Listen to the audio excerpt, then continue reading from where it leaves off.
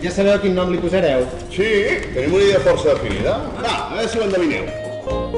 El nom és una obra que parteix d'una situació molt quotidiana, d'una família que es reuneix periòdicament i que es coneixen i que fan molta broma.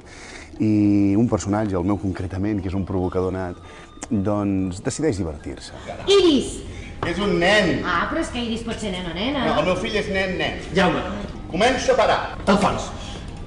Ah! Decideix posar-li un nom al seu fill que no acaba de ser de l'agrat dels altres. Què passa? Els nostres amics, que no els hi agrada el nom que hem triat pel nen. Aquesta és l'excusa, és el MacGuffin absolut perquè aquesta funció arrenqui i comencem a descobrir tot el que aquests personatges amaguen, que és molt. És que és precisament allò que fa referència al que no ens agrada. Doncs abasta aquestes paraules! Vés-te'n a la merda, li poso al meu fill el nom que em passa per la figa! És una funció que quan jo vaig llegir el text no parava de riure, cada 3 rèpliques o cada 2 rèpliques estava rient. És molt reconeixible per l'espectador i rius molt. Doncs t'hauràs de fotre, perquè no estic disposada a rebre lliçons d'un paio que ha tingut els collons de posar els seus fills Nereida i Aganis!